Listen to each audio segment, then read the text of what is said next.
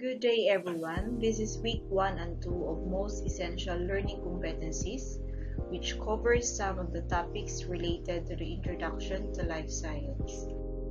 These are the learning objectives: explain the evolving concept of life and emergent pieces of evidence, describe how unifying themes, structure and function, evolution, and ecosystems in the study of life show the connections among living things and how they interact with each other and with their environment. The first question is, what is life? And we have a lot of definitions about life. But when you are already thinking like a biologist, many interesting questions probably occurred to you when you are out there surrounded by the natural world.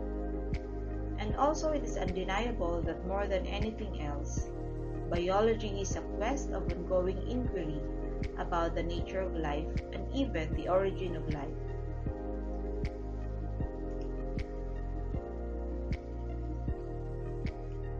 I want you to examine each picture and think of an immediate observation of what characteristic of life is illustrated in each photo. All living organisms share several key characteristics or functions. These are high degree of organization, evolutionary adaptation or evolution and adaptation, regulation and homeostasis, energy processing or the acquisition and use of energy, the growth and development, reproduction, response to the environment, ability to respond to stimuli, lastly, diversity and unity. These are the topics to be included in the Introduction to Life Science. Number 1, the historical development of the concept of life. Number 2, the origin of the first life forms. Number 3, the unifying themes in the study of life. Darwin's theory of evolution explains the natural selection is a mechanism of evolution wherein the organisms that are adapted to their environment are more likely to survive and pass on the genes that aided their success.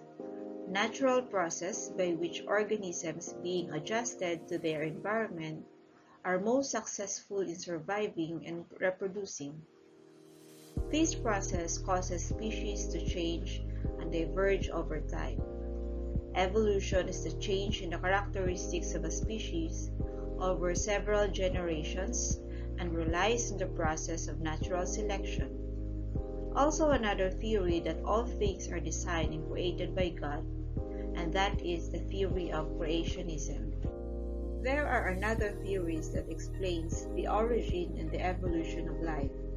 These are cosmozoic theory, theory of spontaneous generation or abiogenesis, biogenesis theory, occurrence theory, conservation theory, J.B.S. Haldane's hypothesis, and Urey-Miller hypothesis. To explain one of the characteristics of living things, which is living and diversity of life, I wanted to look at a picture of a rainbow. What do you observe by looking at a picture? One excellent symbol to use when explaining unity and diversity of life is a rainbow. Each color of a rainbow can exist separately, but in the color spectrum, all the colors are organized in a special order and create a unity. All living organisms on our planet show tremendous diversity in form and function. Although living organisms are diverse, yet it is still possible to understand life as an existence of a living being. Despite of this diversity of organisms, living organisms share certain characteristics that distinguish them from non-living things.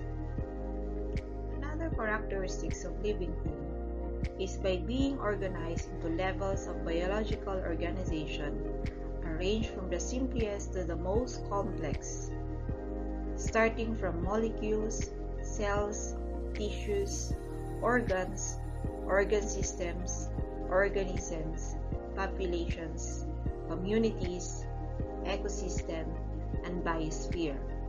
On the other hand, an illustration that differentiates an animal cell and a plant cell, starting from the molecules up to the part where a lone organism is being created. Here is another property or characteristic of a living organism, wherein it allows energy processing, as well as the acquisition of this energy and use it. The chemical reactions that occur in cells are part of metabolism, where the source of energy is coming from the sun. For example, a tree involves the chemical reactions that utilize solar energy to form chemical energy. Some reactions also get nutrients by consuming organisms such as plants and animals. In addition, for metabolism to continue in cells, all chemical reactions must be kept in a balance called homeostasis. The body maintains homeostasis for many factors in addition to temperature.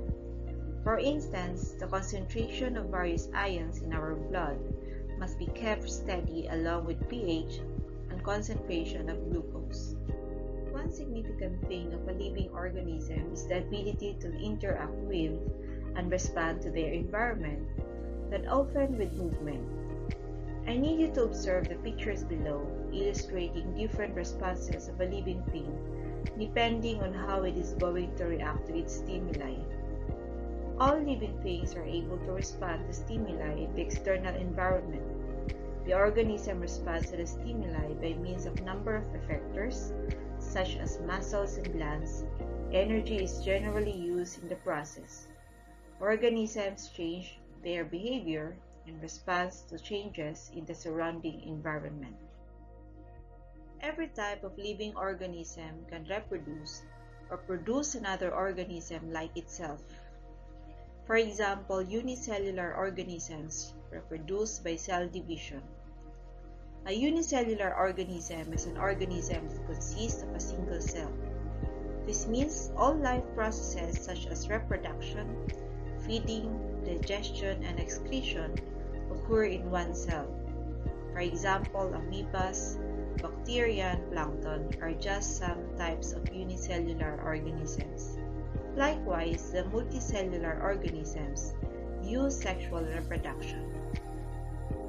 One of the vital characteristics of living things is adaptation in order to survive in the different conditions within their environments. Adaptations are modifications that make a particular type of organism, for example, species suited to its way of life.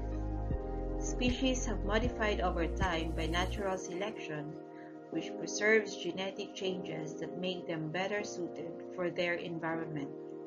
Evolution is descent with modification driven by the process of natural selection. These are some of the examples of adaptations of living organisms. One is a structural adaptation that involves some parts of the animal's body, such as the size or shape of the teeth, the animal's body covering, or the way the animal moves. This is a very challenging question. How do you think humans adapt to its environment? The human body readily responds to changing environmental stresses in a variety of biological and cultural ways. We can acclimatize to a wide range of temperature and humidity. When traveling to high altitudes, our bodies adjust so that our cells still receive sufficient oxygen. Also, genetic change, developmental adjustment responses without genetic change, acclimatization, cultural practices, and technology. To understand the levels of belonging in an ecosystem, let us consider the diagram below. An individual is any living thing or organism. Individuals do not breed with individuals from other groups. Animals, unlike plants, tend to be very definite to this term because some plants can crossbreed with other fertile plants. Population refers to a group of individuals of a given species that live in a specific geographic area at a given time. It includes all the populations in a specific area at a given time.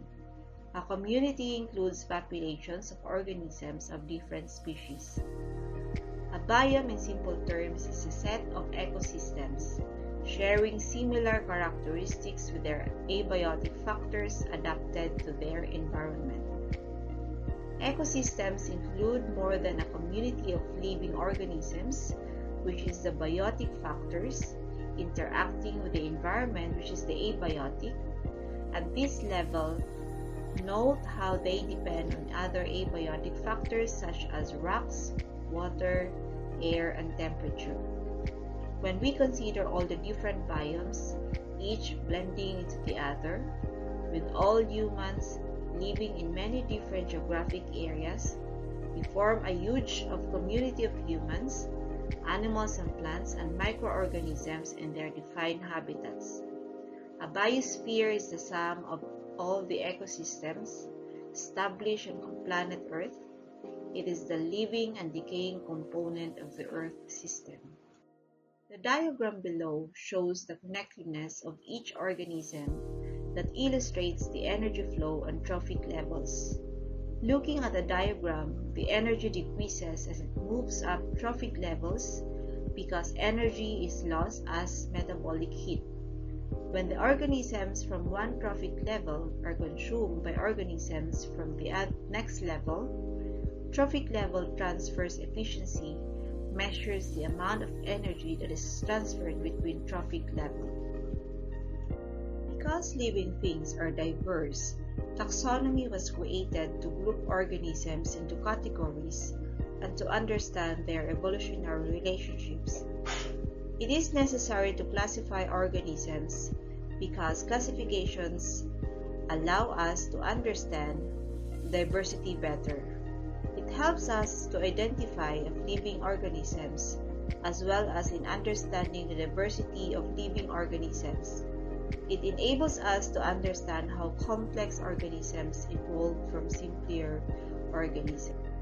Current classification systems now generally recognize the categorization of organisms into bacteria, archaea, eukarya. Organisms within kingdoms are given scientific names to identify and classify organisms. Thus, the naming of living organisms revealed the biodiversity of the Earth. Biodiversity is the sum total of all organisms and their genetic information. There are about 15 million organisms believed to exist on the Earth, and because of conservation biology, it played an important role in protecting the biodiversity and ecosystem. In fact, biodiversity loss, a decrease in biodiversity within a species, an ecosystem, a given geographic area, or Earth as a whole.